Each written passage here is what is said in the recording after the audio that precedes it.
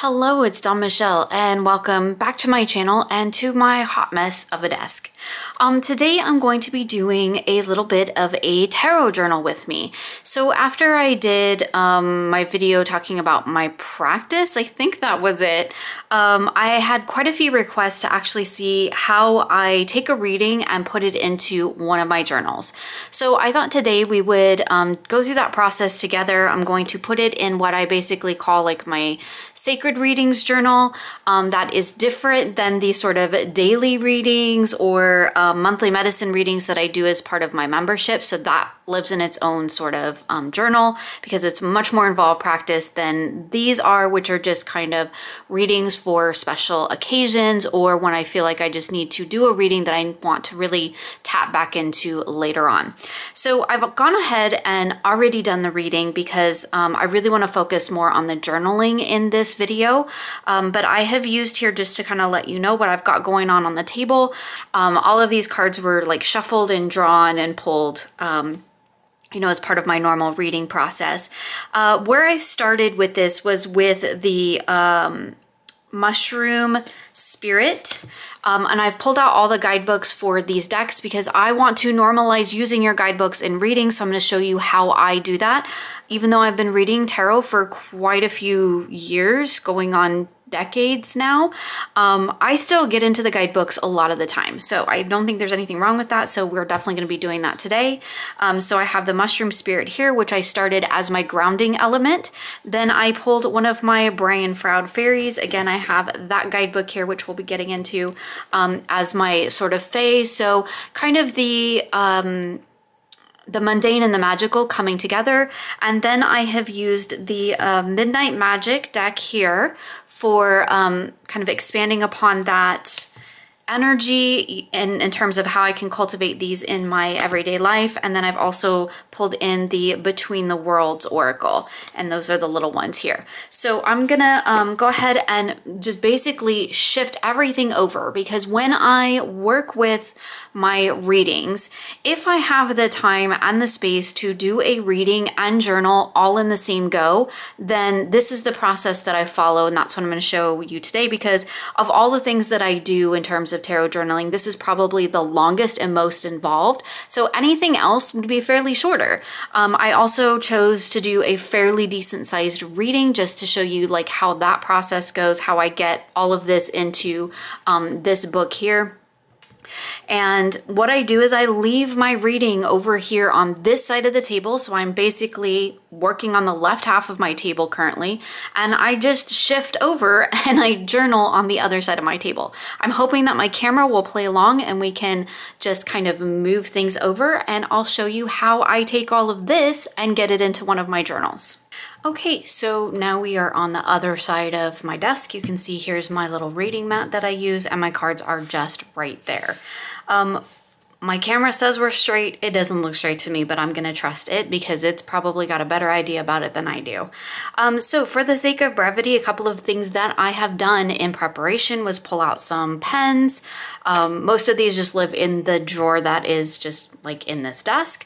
I have some correction tape because I always make mistakes, glue stick for most of what I'm gonna stick in there, Tombow double-sided tape for anything that is like the heavier cardstock ephemera stuff, my actual writing pen, my journal, of course, and then I have also, most importantly, put these cards, so I took them off the table. I always take a picture first so that I can remember exactly where they went, and then I put them on my color copier scanner.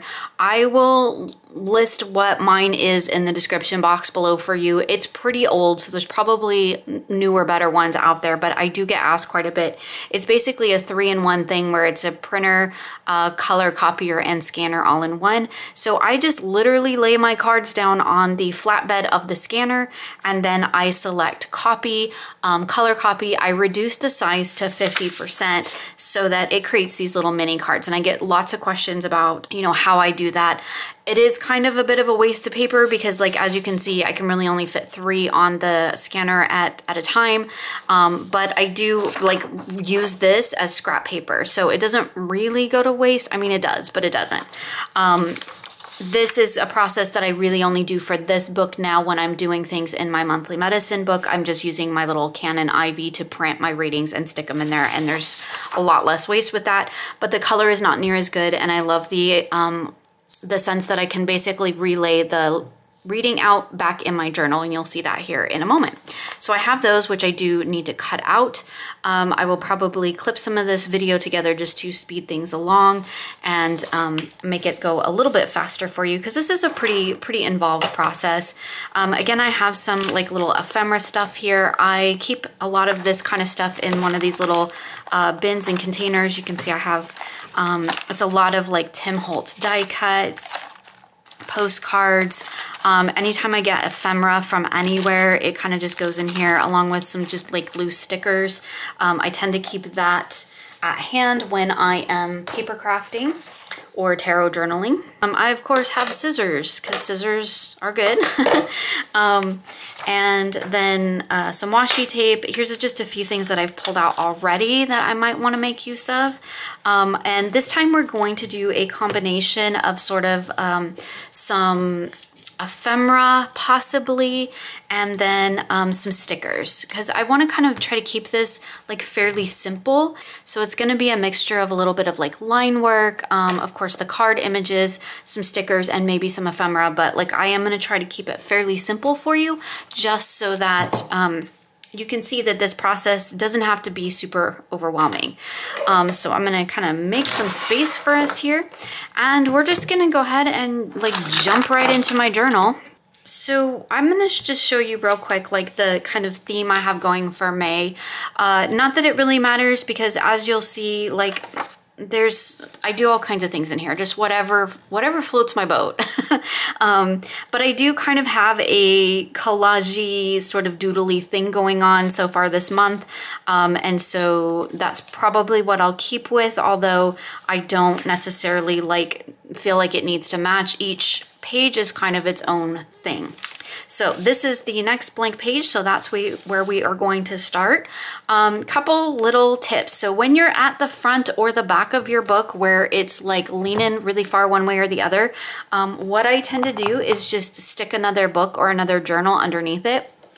Like here's another journal, we're just gonna shove that under there, and it makes a nice flat writing surface. Also, when you get to the end of pages and you're writing, you can kind of slide this around and like lean your hand on it so that you're not like trying to write awkwardly off the page. Those are just a few little quick little tips. I do tend to try and like clip this side down. I mean, this is a fairly lay flat journal, but I'm gonna try to stay, I usually do it like this because I'm right-handed. I will try to maybe stay a little bit straighter, but I make no guarantees because I will probably have to move it when I write. So that's kind of like my prep, my setup. What I'm gonna do really quickly is cut all of these cards out, and then we'll work on laying out the page. Okay, so I got those all cut out, and now what I'm gonna do is actually take my little corner rounder, like similar that I use for when I'm on a deck, although this one is specifically for paper crafting. That's the big blue tape, so I know not to use it on my decks, and it is just for paper. I like to make this look like my reading is like in my book, so I want these to look like just miniature versions of the cards. So that's the reason I cut them out and I round them. It's totally optional. You don't have to do any of that. You can also just put a picture, or if you use something like a Canon IV, you can just do like I have done in here. And my camera hates this cover, but you can see here, like I just take a picture of cards and put them in there. But for this particular journal, because of the sort of function of this journal, it's not an everyday tarot journal. This is where I keep kind of my more sacred readings, or readings that I want to be able to refer back to. I have my moon readings in here. Sorry for the annoying clip. I have like my birthday reading and things like that. Also, this whole process to me feels a bit like sort of like paper magic. Is that a thing? I don't think it is. Like art magic. I guess, because I feel like when I go to this extreme or to this level with a reading, there's a whole lot of intention that goes in here, and I'm doing a lot of different work with these cards and these images just beyond the actual reading and reflection. Like I'm also infusing the whole reading with my own creativity as well. So I think that that's just a really fun way to do it, but I don't have the time and space to do that with every single reading. So this is kind of reserved for just readings that I really want to keep, to hold on to refer back to later on. And these tend to be like bigger energy things that I'm working with. So now that I have all of these, one of the things that I kind of start with, and you'll see that at this point, like I haven't written anything. Now, I do want to make a quick note that if I didn't have time to do all of this, I would still do my reading. I would take a picture of it. I would go ahead and do the printouts of these. I wouldn't cut them out or anything. Here's my extra paper. We'll be using that in a little bit. I wouldn't cut them out. I would just go ahead and photocopy them. I would write my entire reading down just on a scrap piece of paper, and then I would just tuck it in here until I had time to come back and actually paper craft it in. Sometimes that's actually a good way to get some better perspective or some deeper insights into your reading, because you're actually interacting with it twice that way. But when I do have the time and the space, because this is a practice I enjoy, I do like to do them at the same time. And so in this video, I'm gonna do that all at the same time. So you'll see I have nothing pre-written. I'm gonna write directly into my journal. However, if you don't have the time, or if that intimidates you, you can always write things down on a separate sheet of paper and just transfer it in later. I do that a lot. It's actually a fairly rare occurrence that I have time to do the reading and the whole journaling shebang all at once. Sometimes I will save up a couple of readings and just do them over the weekend in terms of putting them in my journal. Usually what I do is like I kind of lay my cards out here and try to figure out like how I want them on the page. One of the reasons that I kind of just let every page be, or every spread be a reading, is because I tend to do a little bit larger readings in here. There's a few 3 cards that will fit on one page, but by the time you add like a lot of writing, a lot of reflection, certainly a lot of crafting and doodling, like you're gonna run out of space if you're just trying to get it all on the page. This is a A5 journal.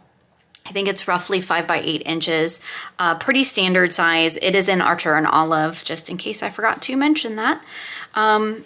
And what I like to do is kind of just like lay things out here, and how do I want this to go on the page? Sometimes I will flip back and like look at, now that I did that, sometimes I will flip back and look at like, what did I did last time, right? And you know, what was the layout I used and all that kind of stuff. So you'll see that a lot of times I keep the cards on one side and leave the other side for writing. But that's not always the case. Sometimes they kind of overflow, and I like having that flexibility for them to be able to overflow when need be. So I'm thinking that for this one, I'm kind of going to do a half and half thing, because if I try to squeeze this all in one, I can, because especially because these 2 cards are little, I can squeeze them all in one, but it feels a little cramped, and I want to kind of just make a little bit more space between the cards.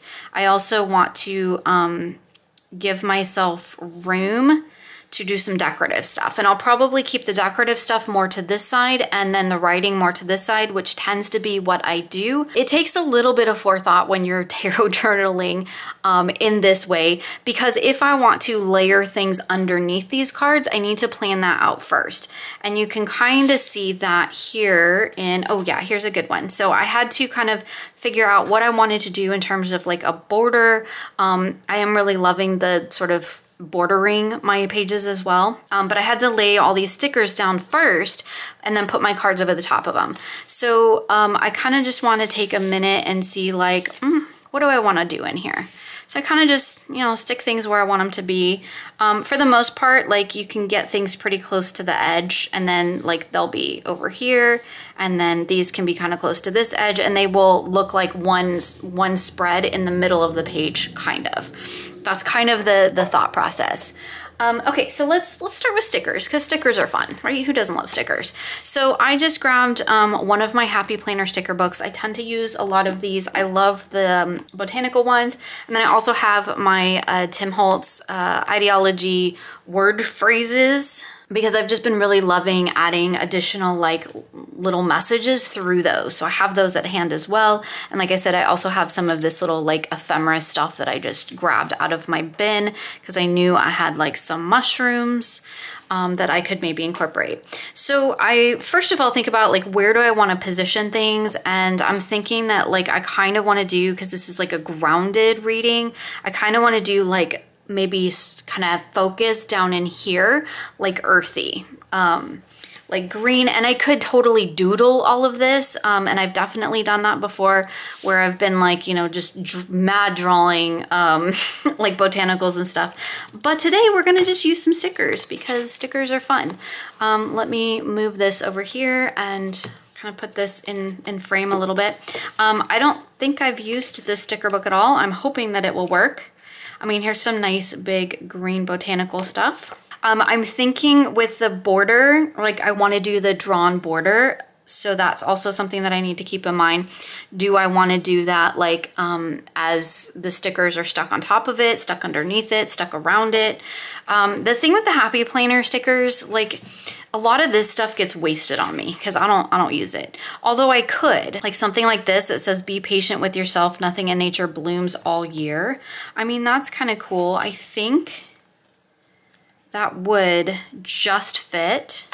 So I could maybe frame it, but that's like, that's a lot of text. You kind of gotta be careful. Gotta be careful how much you put on a page. There is such a thing as too much, in my opinion. Okay, so these ones have black backgrounds, which is kind of cool too, because I can pull in some of that dark heavy down at the bottom. And I'm kind of just like flipping through to see what is in here. There's a lot of these like square things. Again, sometimes I use those in my planner, but a lot of times it's kind of wasted on me. Sometimes these little phrases are good to like pull in, again, like those word stickers from Tim Holtz. You could certainly make use of all of these types of things, right? I could write my cards pulls or positions if I had them. These are like metallic ones, I think, in the back here. So let's just start with what I think I want to do is have like a cluster down here, and then I'm gonna draw some border in. And I like this big long one. I feel like that can just go like right here. And as you can see, like there's a whole lot of thought going into this. I'm just kind of like, yep, gonna stick that down there. And that half of the sticker came off. So what I'm gonna do is very carefully get back in frame, peel that up with these see-through stickers, whatever you call them, that you can usually peel it back up. So what I'm gonna do, because it cut off for whatever reason, that little corner of the sticker was cut off, so I'm gonna make use of that edge and I'm gonna prop it right up against my dots here so that it lines up. And you'll see that I cut stickers a lot and do that a lot to kind of keep things like they're contained within the page, right? So it's not running off the page. So I've got that big one there. Might sit down here, but again, I don't want it sticking off. So I'm gonna just kind of take my scissors and I'm gonna cut all those little pieces off. Okay, so now I have a straight edge. So I'm gonna plop this in here with all of those edges hitting my last line of dots. So you can see now that I'm creating a frame, because what I'm going to do is draw a frame around that. And in fact, I want to trim these ones. Some stickers you cannot peel back up. Like usually the white based ones, for whatever reason, don't peel up.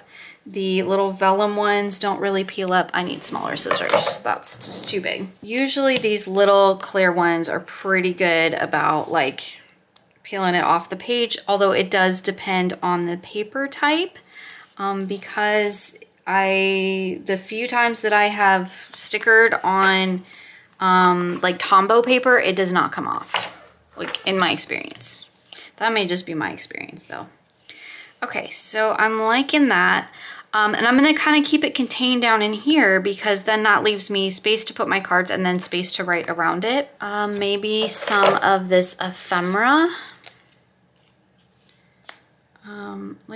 I mean, I know I just kind of covered up half the stickers doing that, but like, doesn't that look kind of cool? Sometimes it's okay. Sometimes you just got to do what you got to do and you cover up stuff and it's all good. Probably what I will do is let these pop out of the black border that I'm gonna draw. And this is just all like whatever floats your boat kind of a thing. There's also some of these flowers that I think I'd like to pull in. Like this red one just keeps catching my attention. And I think it's because of the red on the Six of Wands there. And the nice thing is, I got ink underneath it. Oh well. Like see that there's a little pop of red there, a little pop of red there, and then there's gonna be a little pop of red here with this mushroom when I paste it on there. That's a little bit brighter than I really wanted, but it works. Okay, so I'm gonna start with this cluster down here because I'm liking the way that looks and I do not want to overload because I need to make sure that I still have like space to write and all that stuff. And don't worry, I will actually get back to the reading itself at some point. I just feel like this butterfly matches. I don't know if he'll actually get in there, but I feel like he matches. Okay, so I've got a kind of cluster of stickers there. I'm gonna go ahead and draw my lines and then tape these two over the top. Combination of tape and whatever. That's what I'm missing. Microns. An 05 and an 01, those are my go-to. The other thing that I really like to do is I do not draw straight lines, and I like do that on purpose because I don't know. I can't be bothered with a ruler is really what it is. I just don't want to deal with it. So, and because I don't have a title, I'm just gonna kind of like border all around here.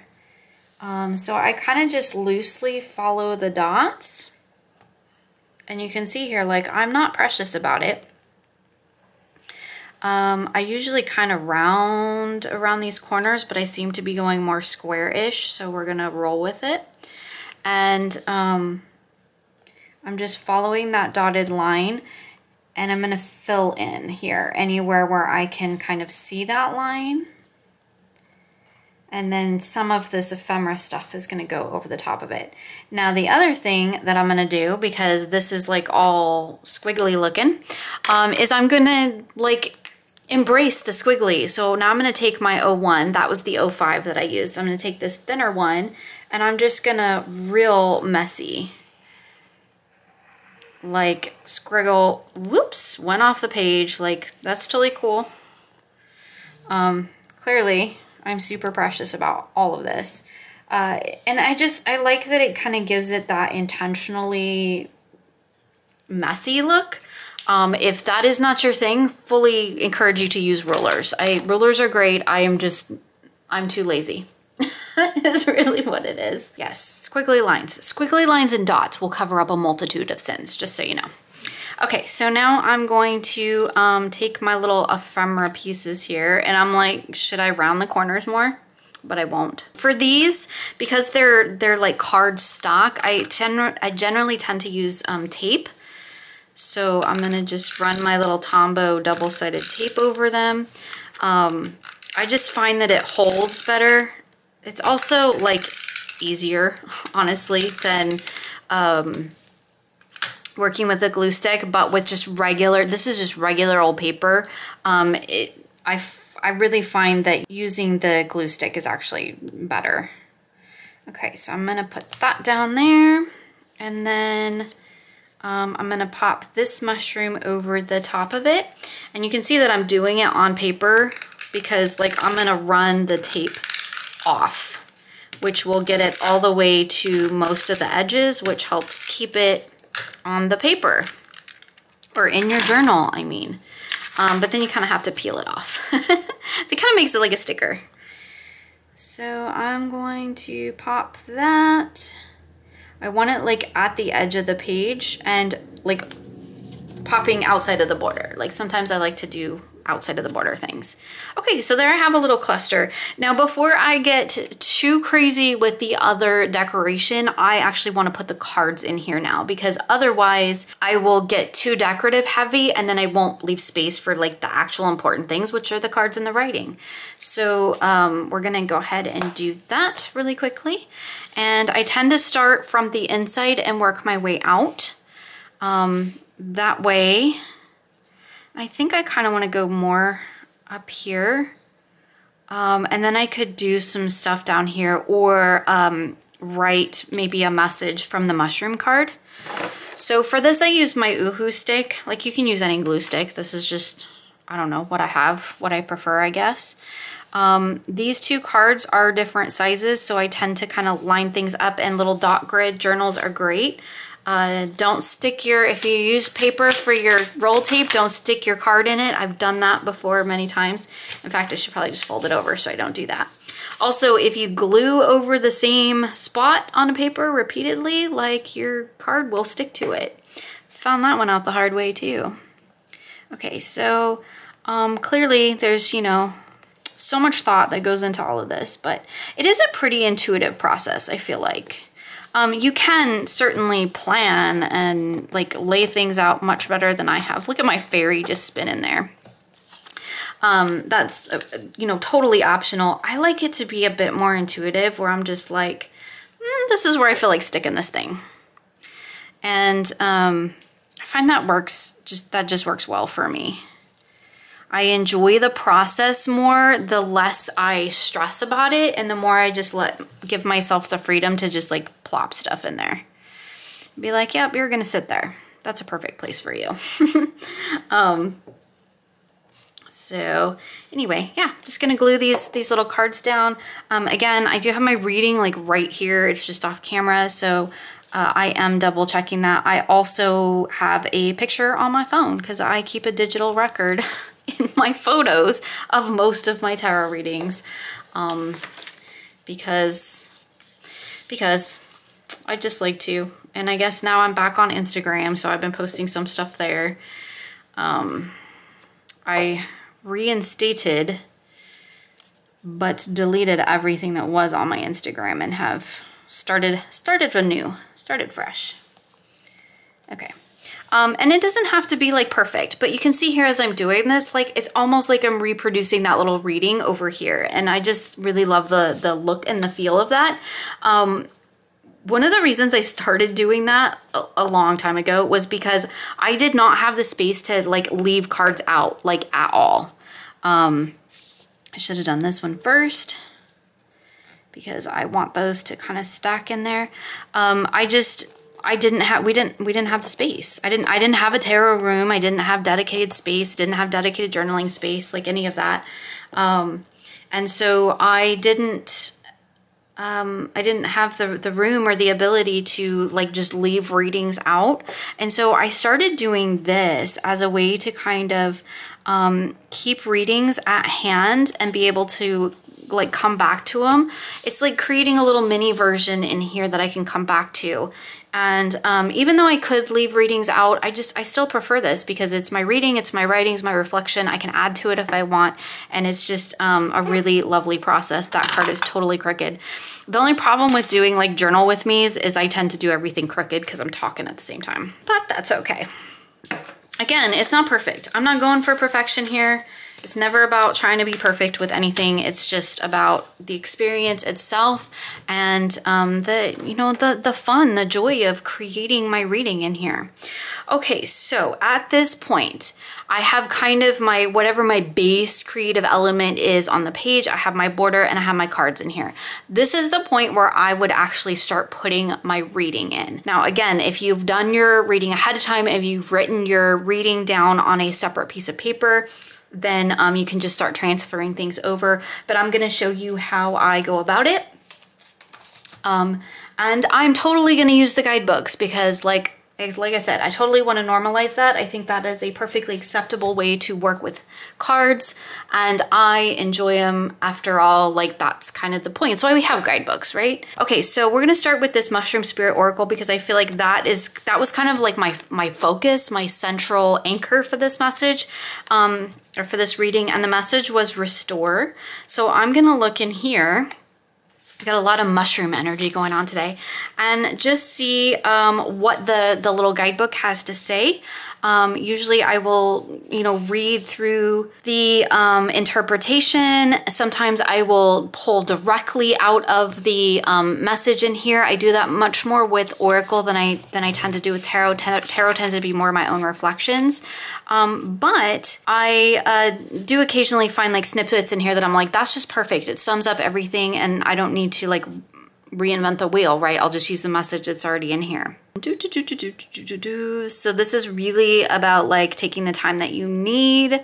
The whole restore, refresh, like if you look back through my journal, which we will at some point, and you'll see that like that is a consistent message I've gotten all throughout May. Like you need to stop, you need to slow down, you need to rest and replenish and restore. Probably totally true. So I'm kind of just skimming to see if there's anything like to get the message. So the underlying energy, the grounding energy into this reading is it's time to kind of take a break and to maybe focus on more what brings you joy, which is kind of funny considering that I'm like doing one of the things that I find to like be the most restorative and joyful things that I do in my life. Well, I have a lot of fun things that I get to do, but I really love creative tarot journaling. I'm just really feeling this like do what brings you joy. And I'm gonna open this just to make sure like I spell it correctly, because how ridiculous is that?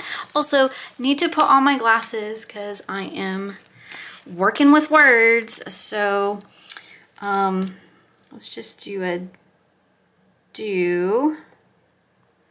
Like you can kind of like make different fonts. So you can see I'm just like making little like block letters here.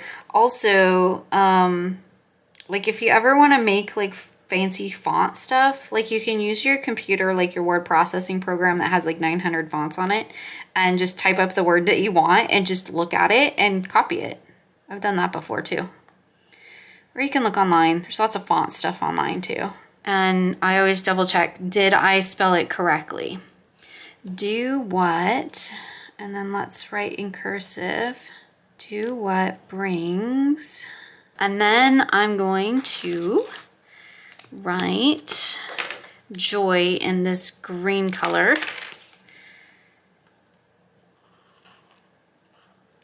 And then I will add, I'm gonna just kind of mimic the black, and I'm gonna like add some of that in here with my O1. Do what brings joy. Kind of feels Christmassy, but that's okay. I'm doing Christmas in May. Okay, so that is my message from here. And really like that's enough. That's enough of a foundational message to give me an idea of what the grounded nature of this reading is. One of the great things about having the cards in here is I can refer back to that and continue to grow and work with this reading. So the next card that I pulled is the my fairy for the sort of sense of wonder that I wanted to bring, or my guide for wonder. And let's pull, I can't read that from here, 23, the Green Woman. So again, getting into the guidebook, because there's absolutely nothing wrong with working with your guidebooks. So I'm gonna look through here, I'm gonna read this entry, and then I'm gonna pull something out of it to include as kind of that overarching message. So we had the foundational message with the restore, and then I'm gonna have the overarching message here with the Green Woman. And this is like a vintage pack. These are some of my favorites. And that is, as I've mentioned 900 times, a really quick reference for me that if it's written in a color, it's not my own words. And so like I know that that's something that came out of a guidebook or whatever. So I'm gonna write that at the top. And I may write Green Woman Speaks. Here, that's like the start of this. So I'm gonna actually write that up here in, maybe, oh, I need the, so you can see that like I am working through this whole reading and journaling and creative, whatever, creative playing all at the same time, which is one of my favorite ways to work with tarot when I have the time. Okay, so the, oh, can I copy that font? Probably not, but I'm gonna like attempt. So there's like this weird G thingy, and it's probably gonna be a hot mess, but yeah, that's not working very well. This font is really hard to read anyway, so like I don't know why I'm trying to copy it because I kind of hate it. But like the look of it is like cool. Ooh, that got way bigger. I'm terrible with brush pens. I don't know why I even try to like do fancy stuff with brush pens because I'm not good at it. Okay, I'm over that. I'm gonna just do my own thing now. That was very short-lived of trying to make this look like the card. All right, so The Green Woman Speaks. That inadvertently ended up becoming the title of my reading, and I think that's really cool. So I'll kind of block those out, and all right, back to my pen and what I was gonna do of copying this section out of here, which starts with The Green Woman Speaks, and then I'm just gonna pick right up where this is. So I just kind of left it at that first line, and because I think that's plenty. We have the world with the honey mushroom. Again, I'm gonna go ahead and get into the guidebook because this is a new deck for me. We'll throw that there. And I know what the world means to me, like, and most of the time I end up writing my own thing anyway, but I like to get into the guidebook, particularly when it's a new deck, just to see what the guidebook has to say. So it talks about the mushroom, which is cool, but that's not really like what I'm looking for. I'm looking for kind of like the message, the takeaway. It says your journey has taken time and space and represents an interconnected collection of your choices and decisions. You did it. Don't forget to recognize your achievements and thank the people who helped you complete your goal. I mean, all right, that's cool. Like, I feel like that's telling me to kind of like remember how far I've come, and that, again, that's a message I've been getting all month long, so that's the reason like that's popping to mind for me. Let's look at Atlas Bone in Between the Worlds, because that might give me some context as to exactly what the world card's speaking to, because that's a really big energy in the world card, right? And I don't always know, like right off the bat, what the heck something is about. There's a whole like story with this deck, which is really cool, but I'm not going to go into it because that's not really the focus. It says thoughts and feelings will argue if not connected, and the advice is you're connecting the dots, your thoughts and feelings are working in harmony, enjoy the space and time to teach and share your experiences with others to help them integrate their own emotions and intellect so they can enjoy balance in their lives. So like what this combo is teaching me is that like I can take what I've learned in terms of finding this grounded sort of honoring my own innate magic, honoring my sense of self in the world, and like helping to share that with others, which is kind of funny. Like, not funny, haha, but like ironically funny, because like that's totally what I'm doing here and what I really strive to do on my channel, which is just share how I'm growing, what I'm learning, and hope that it helps somebody else. So I feel like that's kind of like where I'm coming from in terms of this reading. So that's kind of how I'm gonna lay it or write it in my journal. Oh look, I've forgotten, I'm going to check the guidebook. There was something in here. Thoughts and feelings working in harmony. So I wanted to incorporate that. Okay, so I've got the first little thing in, which is basically just that the work that I've done is kind of what I said, right? What I do like to do sometimes when I have readings like this where I feel like there's like kind of what I'm coming from or where I am and what I'm moving towards. This is kind of like what's in the middle here at the moment. It's a little bit like past, present, future-esque a little bit. I kind of like to break it up visually, and I'll pull a line from here and put it in between so that I know that this is kind of like, this is speaking to this reading, and then I'll have that line, and then I'll have this side of it. And again, that's just something that comes from doing this for many years, that you kind of get your own flow. But until you find yours, you are totally welcome to copy mine if it works for you. Okay, I like this little portion here because I talked about like my stuff, right? But I like this little portion here that says you'll encounter others who are offering you wisdom as well, so remain open to the suggestions of a close associate or loved one. I'm going to change that to just suggestions of others, or I may just, you know, reword that in a slightly different way. I'm gonna use a red pen because that way I know it's not my writing, and just kind of copy that in here as the break between the two, as sort of a wrap up to this message, or maybe the foundational energy of this message. Okay, so I kind of paraphrased that in there. So I feel like that's good. That covers this side of the reading. I feel like I've got a good handle on what's going on over here and within these cards and what they're trying to share with me. So now I'm going to move on to this side and kind of look at what these two cards are saying together. And that's really just because of how this reading came about for me, laying this card, and then these as kind of their own thing. So again, it's kind of all in how I laid it and how it just felt to me, right? There was no spread, there was no positions, I just kind of rolled with it. Okay, I rephrased it a little bit just because like, I don't like the idea of like unconditional support. Support at your own expense is not great. So I just changed it to remember to offer support when you can to those who can benefit from it. So because not everybody wants support in the same way. Okay, so I feel like that's a really good kind of summary of this reading. And I could certainly like fill in more down here, but what I want to do is kind of just take a minute and look at my reading over here actually on the table and see if I can cultivate some sort of a takeaway message of that for myself, and kind of like wrap up this experience, because like the green woman has spoke to me through this. Now I kind of want to reflect back and see like, okay, what do I want to say in return? And maybe I think that's what I'll write down here.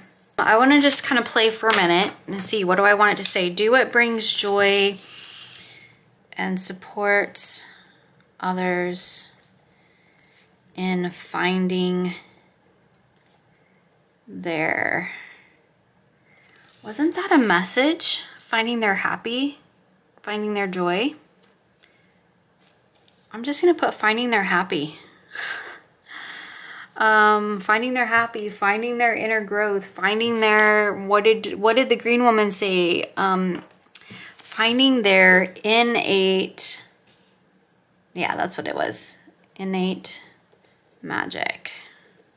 I kind of love that. 2.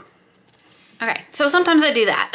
Where I'm like, I don't know exactly what I want to write in here yet, so I kind of like practice right. So let's do... and so I want to do and in the same kind of style that I've been doing over here.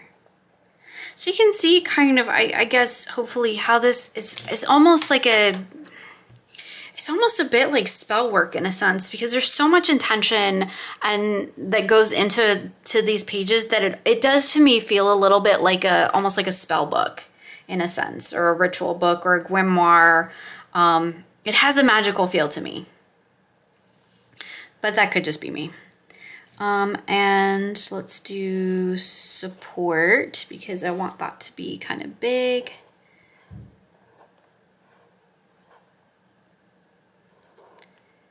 And supports. I'm always double checking to make sure I'm spelling things right. Although I do have spelling mistakes in my journals, no biggie. Supports others. Let's just do in Finding, oh, running off the page. Let's do this little number. Finding their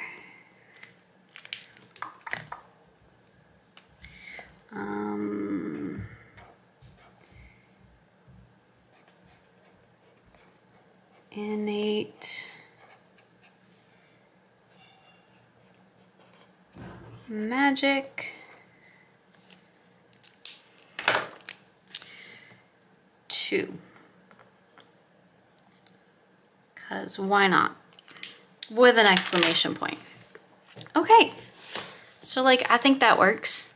I like it, it looks good. I've got all these lovely messages here to focus on and work with. And now at this point, like I have a few little spaces that I could fill in with a few other stickers. I have a lot of words on the page, so I don't necessarily know that I want to add more with these.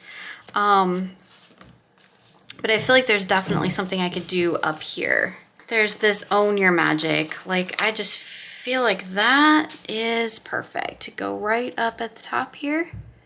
So that kind of succinctly wraps up what this reading ended up being about. And I feel like we could have a little flower maybe down here at the bottom to kind of pull in that energy. I wanna, again, sort of just clip it off a little bit so it'll sit in there where I want it. Just kind of fill in that little hole right there. And I didn't end up with using my butterfly. I mean, I could put the butterfly right there just to kind of like, just to kind of fill in that hole. Not that like blank space, white space is fine, but I kind of like the whole sort of clustered, very green heavy with that little pop of the orangey red in there. So I'm gonna go ahead and put that in right there. And it's okay if it overlaps my, oh, well, that's where it's going because Tombow does not come up, Tombow tape. It's okay if it overlaps my cards a little bit. And you thought we were done. I'm going to take, you can do it with the micron, but I'm going to take the the fine tip of my Tombow and just add some little dots because dots feel magical to me. It feels like little bits of magic on the page, and it's like sparkles. It's my own weird black and white sparkly thing. And it just helps fill in all those little like blank spaces. So there you go. There is my completed page in my Sacred Readings journal, taking that reading, going through the whole process, and hopefully that was helpful. As always, I'll put links for anything I can link in the description box below for you. Thank you so much for hanging out and tarot journaling with me today. I hope that you enjoyed this video, and I look forward to sharing with you again soon.